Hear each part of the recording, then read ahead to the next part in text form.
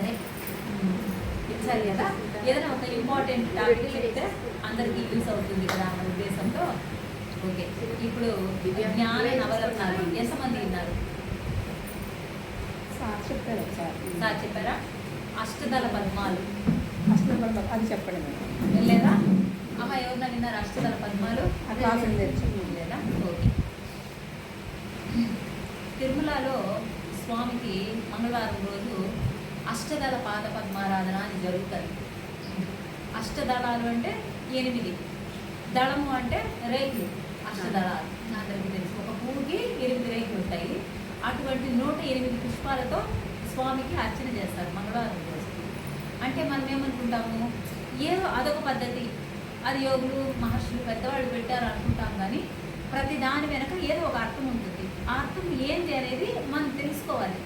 అది తెలుసుకోకుండా మనం ఏం చేస్తామంటే పూజలు, ఓకే భగవంతుడికి పూజ చేస్తే మనకి కష్టాలు పోతాయి అంతవరకే మనకు తెలుసు. కానీ ఈ పూజలు ఎందుకు, వీటి వెనక ఉన్న అంతరార్థం ఏంటి అనేది మనం తెలుసుకోవాలి. అవి తెలుసుకొని మనం ఆచరణలో పెట్టుకున్నప్పుడు మన జీవితం అద్భుతంగా తయారవుతుంది. ఈ మానవ జన్మలోకి ఎందుకు వచ్చామన్న సత్యాన్ని తెలుసుకోవాలంటే మనం ఆధ్యాత్మికంగా పురోగతి అనేది అవసరం.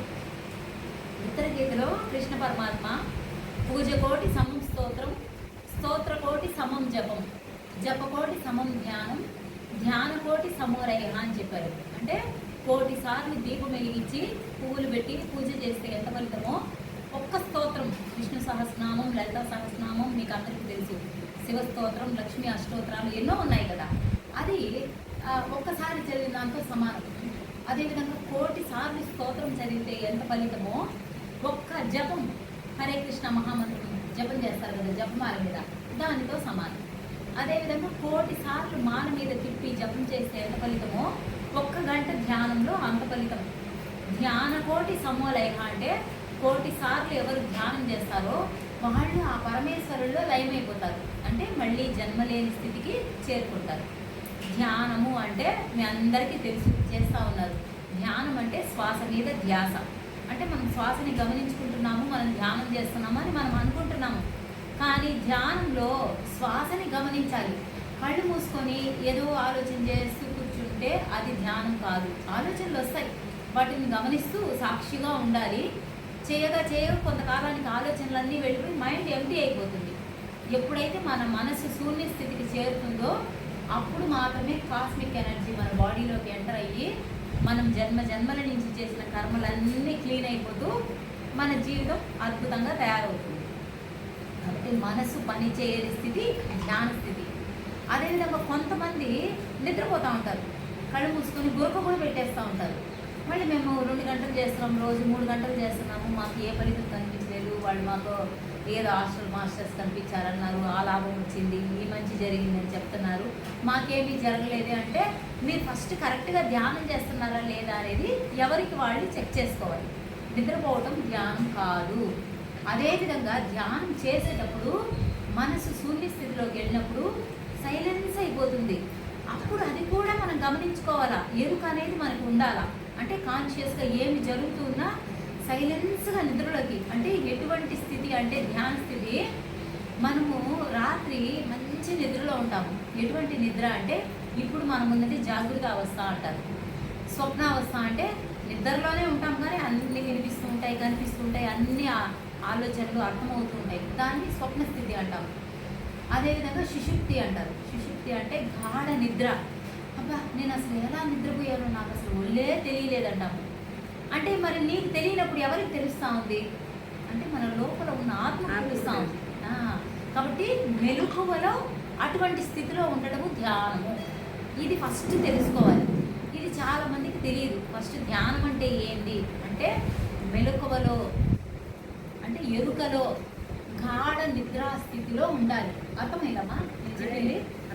అర్థమైందా? గాఢ నిద్రలో ఏ విధమైన స్థితిలో ఉంటామో అటువంటి స్థితిలో ధ్యానంలో ఉండాలి. అంటే అన్నీ తెలుస్తూ ఉంటాయి కానీ మైండ్ సైలెంట్గా అయిపోతుంది. అటువంటి స్థితి ధ్యాన స్థితి. ఓకే, ఇప్పుడు తిరుమల స్వామికి అష్టదళ పాద పద్మారాధన దాని గురించి చెప్పుకుంటున్నాం.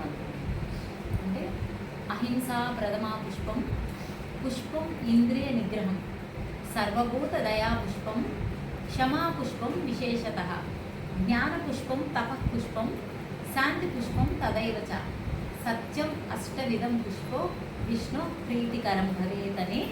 ఇది విష్ణు స్తోత్రము అంటారనమాట. అంటే స్వామి ఏం చెప్పారంటే, మనము మల్లెలు, జాజులు, సంపెంగలు ఇలా అన్ని రకాల పువ్వులతో భగవంతుడికి పూజ చేస్తున్నాం కదా, కాబట్టి నేను మంచి చేస్తున్నాను అని మనం సాటిస్ఫై అవుతాం అనమాట. భగవంతుడికి మనం ఎన్ని పూలతో పూజ చేసినా ఆయనకి ఏం సంతోషం కాదు ఊరికే. ఎందుకంటే ఎల్కేజీ యూకేజీ పిల్లలు ఎలా అయితే ఏబిసిడీలో ఆలు నేర్చుకొని క్లాసులు పెరుగుతూ హయ్యర్ స్టడీస్కి వెళ్తారో, అదేవిధంగా స్పిరిచువాలిటీలో కూడా ఈ పూజలు అనేది స్టార్టింగ్ అనమాట. ఎప్పుడైతే పూజల నుంచి స్తోత్రాల్లోకి, స్తోత్రాల్లో నుంచి జపంలోకి, జపంలో నుంచి ధ్యానంలోకి వస్తామో అప్పుడు మన సోలు స్పిరిచువల్గా ఎదుగుతూ ఉన్నట్టు అనమాట. ఈ ధ్యానంలోకి వచ్చిన తర్వాత మనం భగవంతుడికి సమర్పించాల్సిన పుష్పాలు ఏమంటే, ఇప్పుడు మనం చెప్పుకున్నట్టు అహింస. అహింస అంటే సాటి ప్రాణికి హింస కలిగించకుండా ఉండడము. ఇక్కడ ఎంతమంది నాన్ వెజ్ తినేవాళ్ళు ఉన్నారు?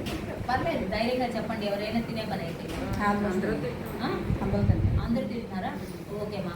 ఫస్ట్ మీరు నిజంగా భగవంతుడి గురించి తెలుసుకోవాలి అన్న కోరిక మీకుంటే ఫస్ట్ నాన్ వెజ్ మానేయాలి.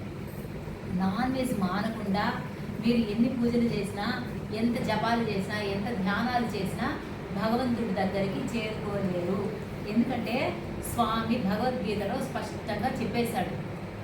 ఏమంటే, అహమాత్మా గుడాకేశ సర్వభూతా సేస్థిత అహమాదిశ్య మధ్యంచ భూతానామంత ఏవచ అని. అంటే అర్జున, అన్ని ప్రాణులలో ఉన్న ప్రాణాన్ని నేను అన్నాడు. అంటే ప్రాణం ఆడుతూ ఉంటే మనమే శివుడు, ప్రాణం ఆగిపోతే మనమే శవుడు. అవునా కదా? ఈ ప్రాణం అనేది ఉంటే మనం బతుకున్నాము, ఈ ప్రాణం ఆగిపోయిందంటే మనం శవం అయిపోతాం. కాబట్టి అన్ని ప్రాణులలో ఉన్న ప్రాణాన్ని నేను అన్నాడు. అది కోడి కానీ, మేక కానీ, చేప కానీ, ఏదైనా కానీ ప్రాణం ఉందంటే అది బతుకుంటుంది, ప్రాణం పోతే అది శవం అయిపోతుంది కదా. కాబట్టి మత్స్యావతారా గోవింద, వరాహావతారా గోవింద అని చేపలు కోసుకొని తినేస్తున్నాము, అన్నీ తినేస్తున్నాం. అంటే ఆ తప్పులు మేము కూడా చేసిన వాళ్ళమే ఒకప్పుడు, ఎందుకంటే తెలియదు కాబట్టి. ఇటువంటి క్లాసులు జరిగినప్పుడు గురువులు ఏం చెప్తున్నారంటే, భగవద్గీత చదివినా అది అర్థం చేసుకునే శక్తి మనకు లేదు కాబట్టి, ఎప్పుడైతే మనలో తపన ఉంటుందో మనము కరెక్ట్గానే ఉన్నాం కదా, మనకి ఎందుకు ఇలాంటి ప్రాబ్లమ్స్ వస్తున్నాయి అనే ఆలోచన మీ అందరిలో ఉందా లేదా ఒకసారి మిమ్మల్ని మీరే క్వశ్చన్ చేసుకోండి. అంటే ప్రతి ఒక్కరము మంచి వాళ్ళమే, కానీ మనం ఏ తప్పు చేస్తున్నాం అనేది మనకు తెలియదు. ఒక సాటి ప్రాణిని అయ్యో అని దయ లేకుండా చంపి తినేసి నేను ఏ తప్పు చేయలేదు కదా, నాకెందుకు ఈ కష్టాలు, నాకెందుకు ఈ బాధలు అని అనుకుంటాం. ఎందుకంటే స్వామి చెప్పేశాడు, అన్ని ప్రాణులలో ఉన్న ప్రాణాన్ని నేను అని. మరి చేపలు కోస్తే ఎవరిని కోసినట్టు? భగవంతుడిని కోసినట్టు. మేకను కోస్తే ఎవరిని కోసినట్టు? భగవంతుడిని కోసినట్టు. కాబట్టి తెలిసి చేసినా తెలియక చేసినా తప్పు తప్పే. పసిబిడ్డ దోగాడుకుంటూ వెళ్ళి నిప్పును పట్టుకుంటే నిప్పు కాలకుండా ఉంటుందా? ఖచ్చితంగా కాలుతుంది. మరి అటువంటప్పుడు మనము నాకు తెలియదు, వండకపోతే మా ఆయన ఉప్పోడు ఇలా చెప్తారు, మీ ఆయన విషయం తెచ్చి తాగండి అంటే తాగిస్తామా? అంటే మనకి తినాలని కోరుకుంది కాబట్టి మనం అలా చెప్పేస్తాము. కాబట్టి ఓకే, తెలియదు కానీ తెలుసుకున్న తర్వాత 100% మనం మారే ప్రయత్నం చేయాలి. మానుకొని మన కుటుంబాన్ని, మన పిల్లల్ని ఈ సత్యాన్ని వాళ్ళకు కూడా తెలియజేసి వాళ్ళని కూడా శాకాహారులుగా మార్చాలి. ఆ బాధ్యత స్త్రీకే ఉంటుంది. ఎప్పుడైతే స్త్రీ ఈ నిజాలన్నీ తెలుసుకొని తను మారి తన కుటుంబాన్ని మార్చుకుంటుందో భయంకరమైన పాపం. ఎందుకంటే ఒక ప్రాణిని చంపడం భగవంతుడు ఒప్పుకోడు. ఇప్పుడు మనం పుట్టాము, మన టైం తీరిపోయి చనిపోతే ఓకే, అది వచ్చారు, టైం అయిపోయింది, వెళ్ళిపోయారు. అదే బలవంతంగా మనల్ని ఉన్న చంపేసో, ఏ యాక్సిడెంట్ ఎవరో కావాలని వచ్చి గుద్దేస్తే బాధే కదా, మధ్యలో అర్ధాంతరంగా వెళ్ళిపోవడం బాధే కదా. అదేవిధంగా ఒక ప్రాణి భూమి మీద అది చీమగా దాని పాఠాలు అది నేర్చుకునేకి వచ్చింది. ఒక దోమ, దాని లెసన్స్ దానికి ఉంటాయి. ప్రతి ఒక్కరికి సిలబస్ ఉంది, ప్రతి ఒక్క వస్తువుకి మాన్యువల్ ఉంది. అలా మనకి కూడా భగవంతుడు భగవద్గీత అని ఒక మాన్యువల్ ఇచ్చేశాడు. మనం ఆ మాన్యువల్ ప్రకారం నడుచుకోకుండా మన ఇష్టం వచ్చినట్టు ఆపరేట్ చేస్తే ఏమవుతుంది? తొందరగా మిషన్ ఫెయిల్యూర్ అయిపోతుంది, వస్తువు పాడైపోతుంది.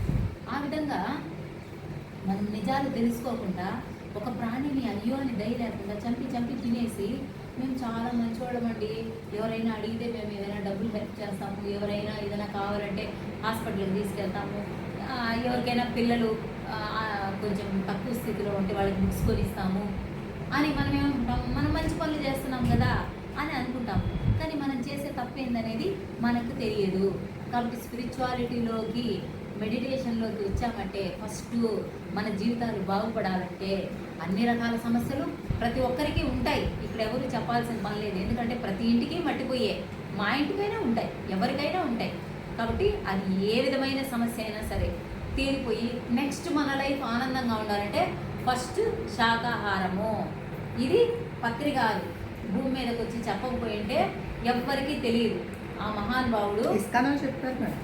ఇస్కాన్కి వెళ్తున్నారు, అన్ని అక్కడ భగవద్గీత తింటున్నారు, అన్ని చేస్తున్నారు. ఇస్కాన్లో చెబుతారు, చెప్తారు, కానీ ఆత్మజ్ఞానం అనేది చెప్పరు కదా పర్టికులర్ గా. అందులో ఏంటంటే నేను ఇస్కాన్ డివోటీగా ఉండి ఇక్కడికి వచ్చాను అనమాట. నేను కూడా జపం చేసేదాన్ని, మా ఇంట్లో కూడా జపమాలు ఉన్నాయి. అంటే మాంసాహారం తినద్దు అని చెప్తారు, కానీ ఎందుకు అనేది కానీ ఆత్మజ్ఞానం గురించి కానీ చెప్పరు వాళ్ళు. ఎందుకంటే వాళ్ళకు కూడా తెలిసినా కూడా ఇటువంటి సబ్జెక్ట్ లేదు, ఎందుకంటే వాళ్ళు జపం చేస్తున్నారు, ధ్యానం చేయడం లేదు. అంటే ధ్యానం అనేది ఏం చేస్తుందంటే మనల్ని ఇలాంటి ఉన్నత స్థితికి తీసుకెళ్తుంది. అంటే ధ్యానంలో శ్వాస మీద ధ్యాస. ఎప్పుడైతే సాధన చేస్తామో ఇలా ఉన్నత స్థితికి వెళ్తాము. ధ్యానం కాకుండా పూజలు, జపాలు, స్తోత్రాలు అన్నీ చేస్తే మనల్ని ఇలాగే డౌన్ స్టేట్లోకి తీసుకెళ్తుంటాయి. అంటే మళ్ళీ మళ్ళీ జన్మలు తీసుకుంటూనే ఉంటాము. కాబట్టి జన్మ లేని స్థితికి, ముక్తి మోక్ష స్థితికి చేరుకోవాలంటే ధ్యానమే చేయాలి. ఇది కంపల్సరీ. ఇది అర్థం అవ్వాలంటే ధ్యానం అనేది మీరు సీరియస్గా చేసినప్పుడు దీని గురించి మీరు ఆలోచించాలి ఇంకొకసారి నేను చెప్పిన దాన్ని. అందుకనే ఇటువంటి క్లాసులకు వచ్చేటప్పుడు నోట్స్ తెచ్చుకోవాలి, పెన్ తెచ్చుకోవాలి, రాసుకోవాలి. అప్పుడు మనకి ఏదైనా డౌట్ వచ్చినప్పుడు మళ్ళీ దాన్ని మనము వెరిఫై చేసినప్పుడు అరే ఆ రోజు చెప్పారు కదా క్లాస్లో, సార్ ఇలా చెప్తున్నారు, మేడం ఇలా చెప్తున్నారు, ఇది నిజమే అని అంటే వెంటనే అందరం అన్నీ గ్రహించుకోలేము. ఇంకొకసారి రిమైండ్ చేసుకున్నప్పుడు మనకి బాగా కరెక్ట్గా సబ్జెక్ట్ని పట్టుకోగలుగుతాం. కాబట్టి ఫస్ట్ స్పిరిచువాలిటీ అంటే మనము సాత్వికంగా సత్వగుణంలోకి వచ్చేసేయాలి, హింస అనేది వదిలేయాలి. అదేవిధంగా ఒక ప్రాణిని చంపి తినడమే కాదు, మనుషుల్ని కూడా మనము కొంతమందిని కేర్లెస్గా మాట్లాడేస్తూ ఉంటాము. అరే వాళ్ళు హర్ట్ అవుతున్నారేమో అని కూడా ఆలోచించను అనమాట. అంటే ఎవరేం చేసినా తప్పే, నేనే కరెక్ట్, అటువంటి స్థితిలో కూడా మన మైండ్ గేమ్ ఆడుతుంది. ఇదంతా మైండ్ గేమింగ్ అనమాట. మనం ఏం చేయకూడదు అదే చేపిస్తుంది మైండ్ మన చేత. ఎందుకంటే మహామాయ, సృష్టి అంతా మాయ చేత నిండి ఉంది. అందువల్ల మాయ ఎప్పటికప్పుడు మనల్ని కిందకి లాగేయాలని చూస్తుంది. ఎప్పుడైతే మనం సాధనని గట్టిగా పట్టుకుంటామో, ధ్యాన సాధనని, అప్పుడే మనం ఈ మాయని జయించగలిగే స్థితికి చేరుకుంటాం. కాబట్టి ధ్యానం అనేది 100% ప్రతి ఒక్కరూ చేయాలి. మన మాటల ద్వారా, మన చేతల ద్వారా, మన ఆలోచనల ద్వారా మనం ఎవరికి హింసని ఇవ్వకూడదు.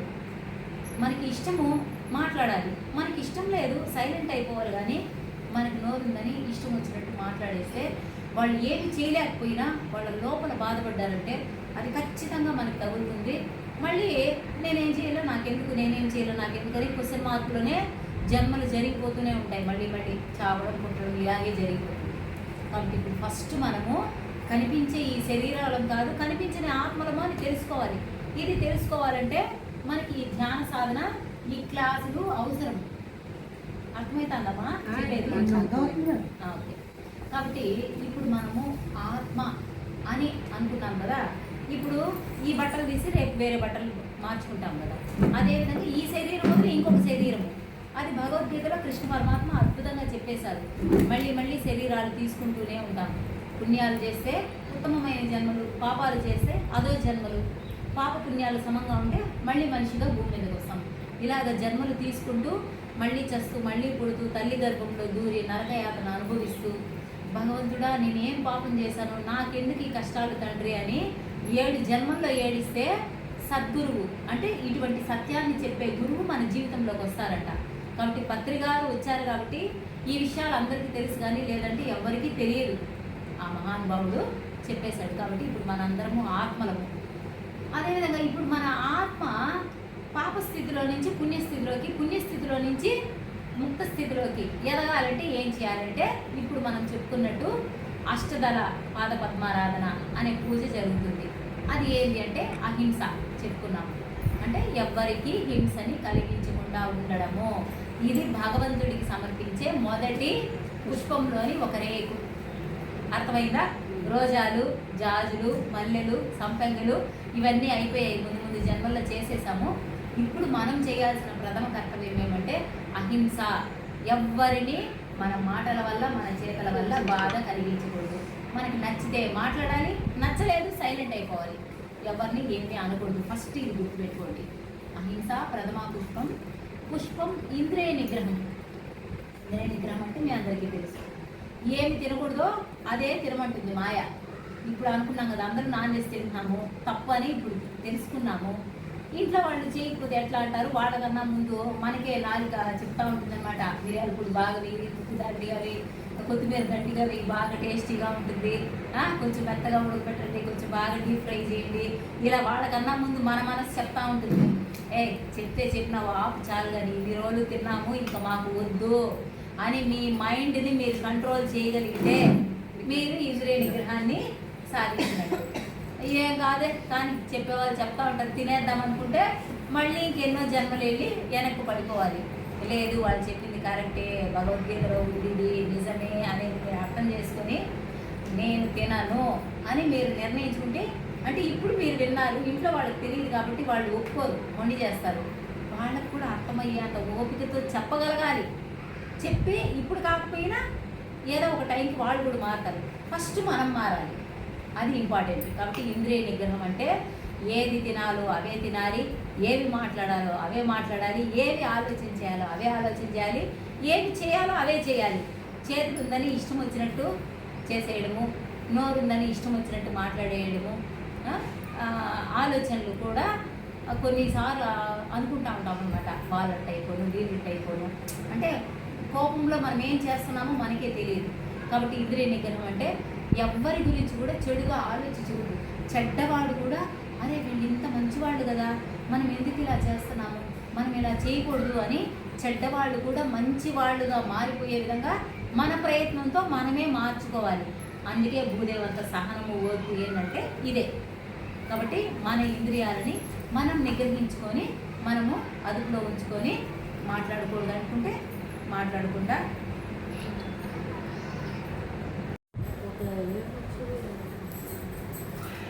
ఓకేమా? క్లాస్ అర్థమవుతుందా? అర్థమవుతుంది. ఓకే.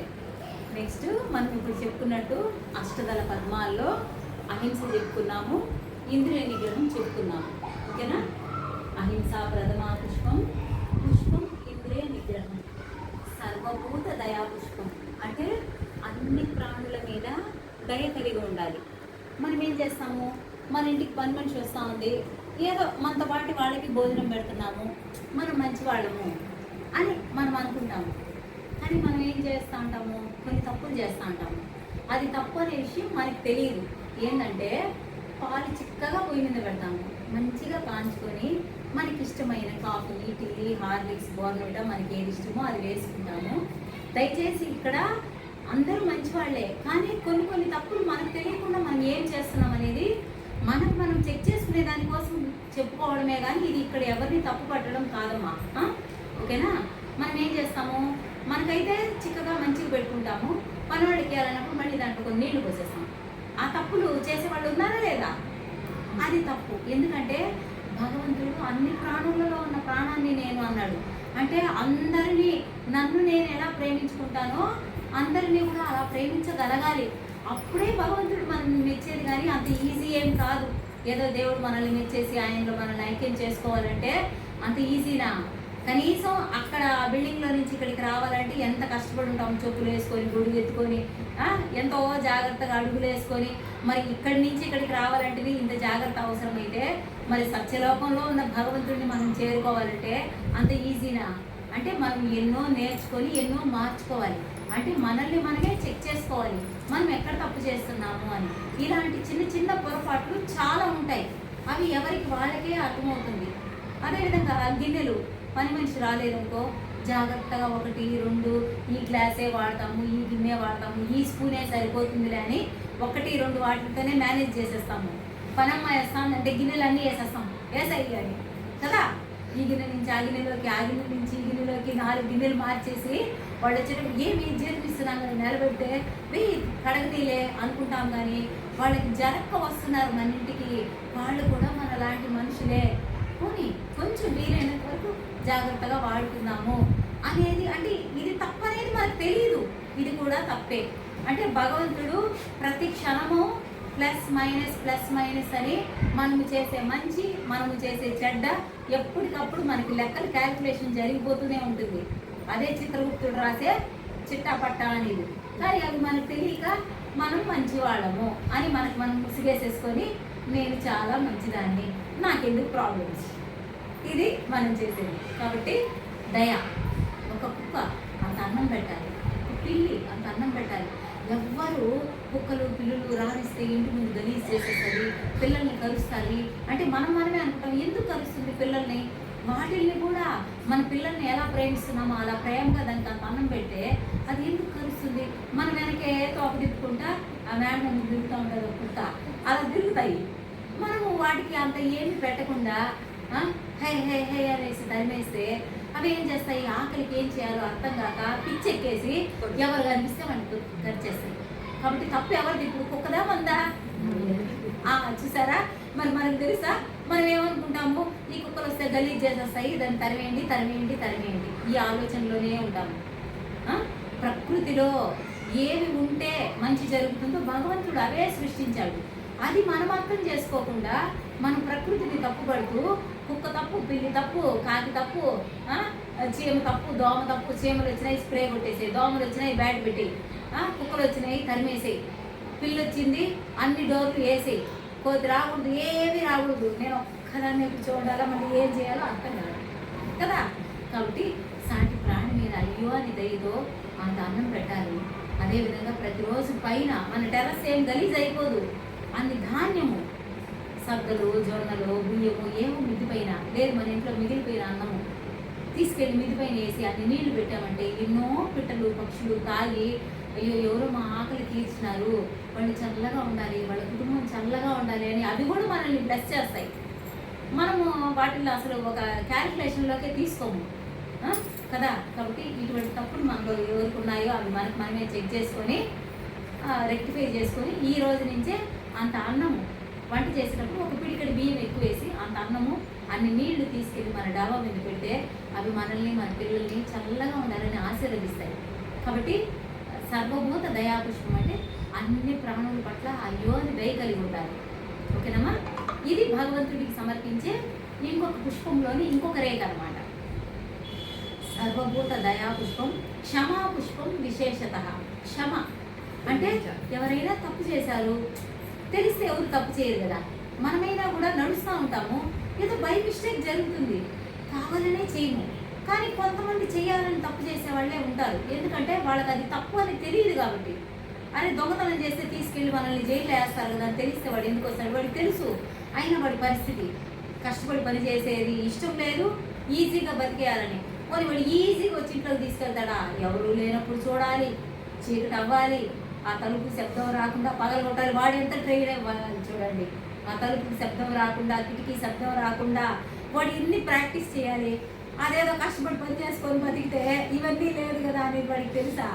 అంటే ఎవరికి మనసు అనేది కరెక్ట్గా పనిచేయడం లేదు. కాబట్టి ఈ మనసుని కరెక్ట్గా నడిపించడం కోసమే ఈ ధ్యాన మార్గం. అందువల్ల మనం ఏం తప్పులు చేస్తున్నాం అనేది మనకి మనమే చెక్ చేసుకోవాలి. కాబట్టి క్షమ, ఎవరైనా తప్పు చేశారు, ఓకే పొరపాటు అయింది అని క్షమించుకొని వాళ్ళకి మనం తెలియచేయాలి, ఇది తప్పు, ఇలా చేయకూడదు. పక్కింట్లో పిల్లలు వస్తారు, మన ఇంట్లో బిస్కెట్ ప్యాకెటో బొమ్మో వాళ్ళకి ఇష్టమైంది ఏదో ఉంటే అలా ఇలా చూస్తారు, ఎవరు చూడలేదు అని తీసుకెళ్ళిపోతారు.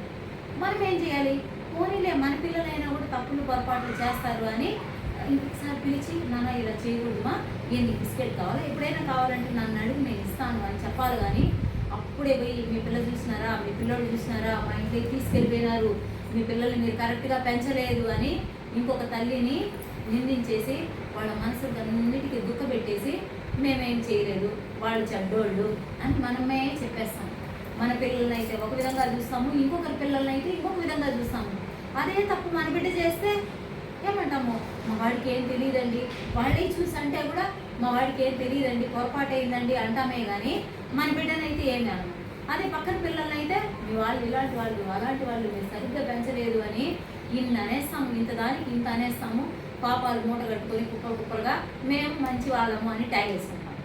కాబట్టి క్షమించుకునే తత్వాన్ని మనలో మనం పెంచుకోవాలి. నిజమైన తప్పు చేసిన వాళ్ళు కూడా మన మంచితనానికి, మన ఓపికకి, మన సహనానికి వాళ్ళు కూడా మంచివాళ్ళుగా ఎప్పుడో ఒకప్పుడు మారుతారు. మనమైతే చేయాల్సిన ప్రయత్నము మంచి అనేదాన్ని వాళ్ళకి తెలియజేసే ప్రయత్నం చేసి క్షమ అనే గుణాన్ని మనలో పెంచుకోవాలి. ఎప్పుడైతే మనలో సాటి మనిషిని క్షమించే గుణము మనలో డెవలప్ అవుతుందో భగవంతుడు వెరీ గుడ్ అని మనకి ఇంకొక ప్లస్ మార్క్ వేస్తాడు. కాబట్టి క్షమ అనేది మనలో మనం పెంచుకోవాలి. నెక్స్ట్ అహింసా ప్రథమా పుష్పం ఇంద్రియ నిగ్రహం, సర్వభూత దయా పుష్పం, క్షమా పుష్పం విశేషత. జ్ఞాన పుష్పం అంటే 5వ పుష్పం నుంచి జ్ఞాన పుష్పం. జ్ఞానము అంటే ఏమిటంటే మనము కంటికి కనిపించే ఈ భౌతిక జగత్తు గురించే మనకు తెలుసు, కానీ కంటికి కనిపించని జ్ఞానం ఏమిటి? భగవంతుడి గురించిన సత్యము మనకి తెలియదు. అది తెలుసుకునే ప్రయత్నం చేయడమే జ్ఞానం. అంటే నేను కనిపించే ఈ శరీరాన్ని కాదు, కనిపించని ఆత్మను అన్న సత్యాన్ని ఎవరైతే తెలుసుకుంటారో అది భగవంతుడికి ఇష్టమైన పుష్పము. గీతలో భగవంతుడు నాకు 4 రకాల భక్తులు ఉన్నారు: ఆర్తి, అర్ధహత్తి, జిజ్ఞాసి, జ్ఞాని. ఆర్తి అంటే భగవంతుడా నాకు ఈ కష్టాలు ఎందుకు వచ్చాయి స్వామి, నాకు ఈ కష్టాలు పోవాలి అని పూజలు చేసేవాడు ఆర్తి. అర్ధార్థి అంటే స్వామి నువ్వు నాకు 2 అంతస్తులు బంగ్లా ఇచ్చావు, కానీ నేను ఈసారి 5 అంతస్తులు కట్టాలనుకుంటున్నాను. నువ్వేం చేస్తావో నాకు తెలియదు, నేను 5 అంతస్తులు బిల్డింగ్ కట్టాలి, కాబట్టి నాకు ఏ వైపు నుంచి డబ్బులు రప్పించేయి అంటే వాళ్ళకి ఏ పని చేస్తామన్నా మైండ్ అంతా డబ్బు తప్ప వేరే ఆలోచన లేదు. కారు ఉంది, ఓకే హ్యాపీ, నాకు కారు ఉంది, అక్కడికి సంతోషపడతారా? లేదు. మా పక్కింటి వాళ్ళు పెద్ద కారు కొన్నారు, మా ఆడబిడ్డ వాళ్ళు ఓడ లాంటి పడవ కొన్నారు, మేము విమానం లాంటి కారు కొనాలి అంటే మన మైండ్ అంతా ఎప్పుడు డబ్బులు తప్ప వేరే ఆలోచన ఉండదు. అలా డబ్బుల మీద ఆలోచన ఉంటే వాళ్ళని అర్థార్థి అంటారు. జిజ్ఞాసి అంటే ఇప్పుడు మనలాగా అసలు ఏంటి, దేవుడు ఏంటి, ఈ నిజాలు ఏంటి తెలుసుకోవాలి అని కోరిక కలిగేవాడు జిజ్ఞాసి. జ్ఞాని అంటే ఆయన ఆటలాడుకునే లీలలు ఏమి చేసినా ఆయన ఇష్టము అని అన్నింటినీ సాక్షిభూత స్థితిలో చూడగలగాలి, ఒప్పుకోవాలి, నేర్చుకోవాలి. దాన్ని జ్ఞానము అంటారు. కాబట్టి జ్ఞాని ఎవరో వాళ్ళంటే నాకు ఇష్టలు అని గీతలో భగవంతుడు చెప్పాడు. కాబట్టి భగవంతుడికి మనం సమర్పించాల్సిన ఇంకొక పుష్పం ఏమంటే జ్ఞానము. జ్ఞాన పుష్పం, పుష్పం. తపస్సు అంటే ఆ రోజుల్లో తపస్సు అనేవాళ్ళు, ఇప్పుడు ధ్యానము అంటా ఉన్నాము. యోగులు మహర్షులు చేసినంత తపస్సు, దాన్ని ఇప్పుడు మనం ధ్యానము అంటున్నాము. అదేవిధంగా తపస్సు అంటే తప్పింప చేసుకోవడము, అంటే అన్నింటిని తగ్గించుకోవడము. ఆకలి కొంచెం తగ్గించుకోవాలి, నిద్ర కొంచెం తగ్గించుకోవాలి, కోరికలు కొంచెం తగ్గించుకోవాలి. అన్నింటినీ కొంచెం కొంచెం కొంచెం తగ్గించుకుంటూ ఆ సమయాన్ని ధ్యానం కోసం వినియోగించాలి. ఇప్పుడు మనం 4 ఇడ్లీలు తింటాం అనుకోండి, 5 ఇడ్లీలు తింటే ఏమవుతుంది? కడుపు బరువుగా అయిపోయి అనీజీ అయిపోయి నిద్రపోదామా అంటే మన మైండ్ ఎంతసేపు నిద్ర మీదే ఉంటుంది. కాసేపు పడుకొని లేచేస్తాం, కాసేపు, అవునా కదా?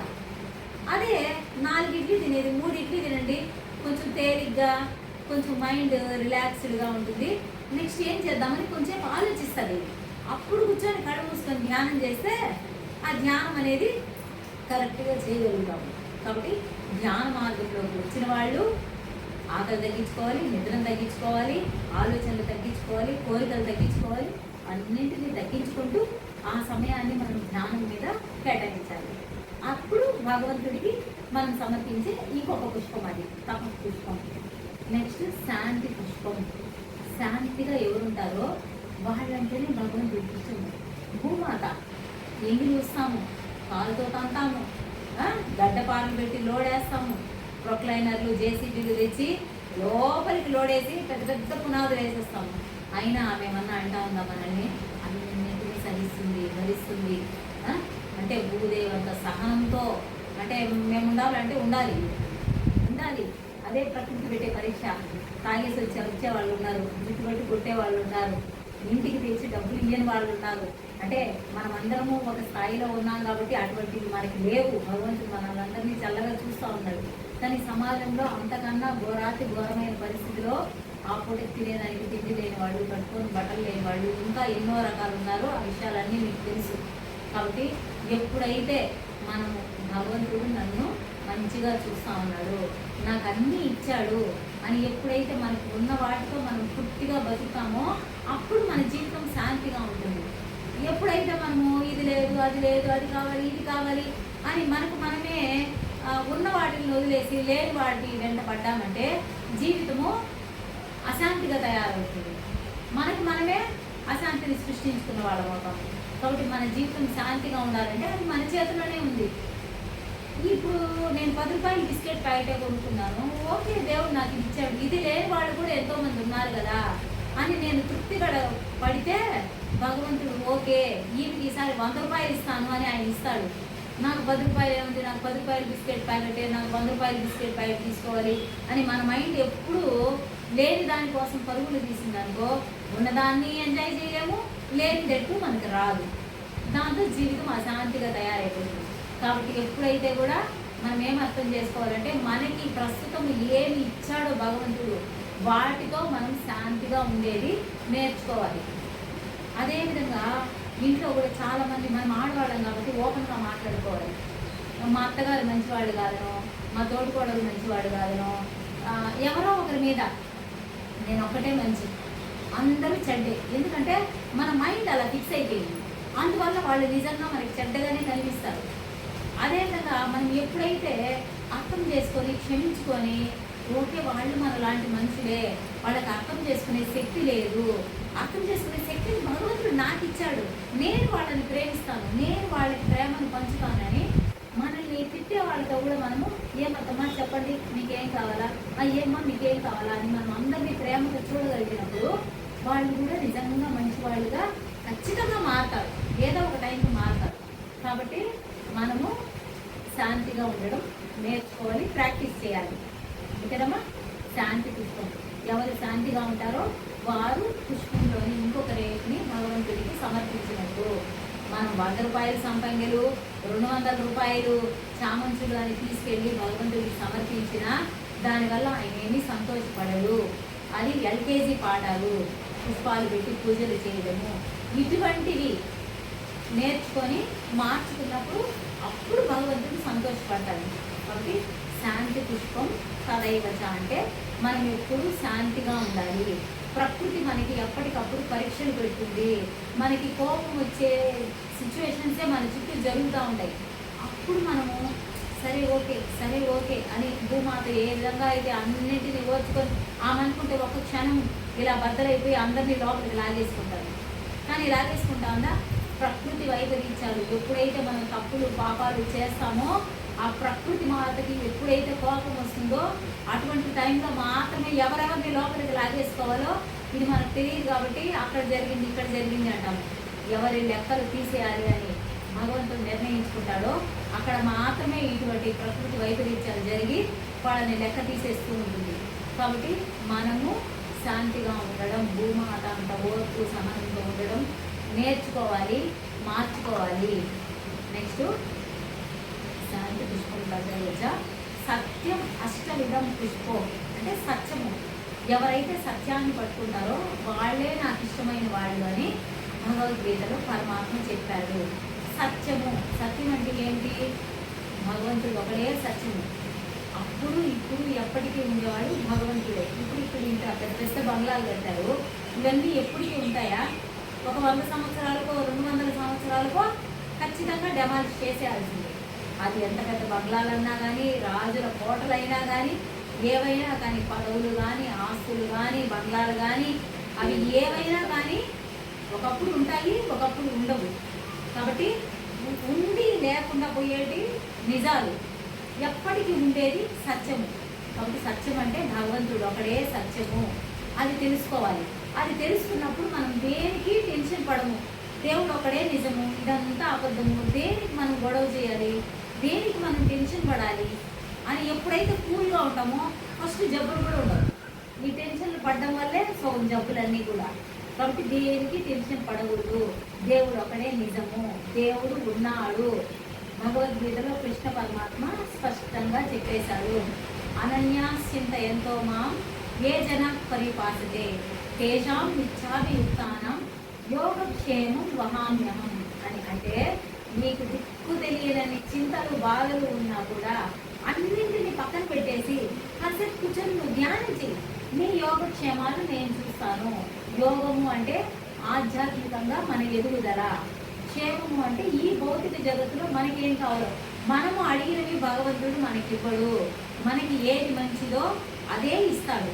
కాబట్టి ఎప్పుడైతే దేవుణ్ణి నమ్ముతామో మనం చేయాల్సిన పని మనం చేస్తుంటే మనకి రావాల్సినవి వస్తూ ఉంటాయి. కాబట్టి సత్యం ఏమంటే భగవంతుడు ఒకడే సత్యము, ఇదంతా కంటికి కనిపించేదంతా అబద్ధమే అని తెలుసుకోవడము భగవంతుడికి సమర్పించే ఇంకొక పుష్పము. కాబట్టి ఈ 8 రకాల పుష్పాలు మనలో డెవలప్ చేసుకోవాలి. మనల్ని మనమే సెల్ఫ్ చెక్ చేసుకోవాలి. మనలో ఏ గుణాలు ఉన్నాయి, ఏ గుణాలు లేవు. అరే నేను ఇప్పుడు మిస్టేక్ చేస్తున్నాను, ఇంకోసారి చేయకూడదు అని నాకు నేనే చెక్ చేసుకుని నాకు నేనే మారాలి. అప్పుడు దేవుడు ఓ వెరీ గుడ్, ఎక్సలెంట్, నా బిడ్డ తెలుసుకొని మారింది, తనకి ఏం కావాలో నేను చేయాలి అని అప్పుడు దేవుడు మనల్ని మెచ్చుతాడు. అంతేగాని మనం మంచి రోజాలు జాజులు మల్లెలు తెచ్చి పెట్టేస్తే ఆయన మెచ్చడు. కాబట్టి మన గుణాలు మనం మార్చుకోవాలి. ఈ గుణాలన్నీ మార్చుకొని ఎప్పుడైతే మనం ఒక స్వచ్ఛమైన మల్లెపూలు విరబూసిన మల్లెలాగా మనం తయారవుతామో అప్పుడు మనలో నుంచి వచ్చే సుగంధ పరిమళ పుష్పము ఆయనకి సమర్పిస్తే అప్పుడు ఆయన ఆనందపడి ఓకే అని మనకి ఏం కావాలో అన్నీ చేసి మళ్ళీ మనకి జన్మలేని స్థితి, ముక్తి మోక్ష స్థితికి మనల్ని తీసుకెళ్తాడు. కాబట్టి భగవంతుడికి మనం సమర్పించాల్సిన పుష్పాలు ఏమంటే ఇప్పుడు మనం చెప్తున్నట్టు అహింస, సత్యము, ధర్మము, ప్రేమ, ఓర్పు, సహనము, క్షమ, ఇటువంటి గుణాలు మనం పెంచుకొని మనం మార్చుకొని ఎదగాలి. ఓకేనమ్మా? Okay, thank you.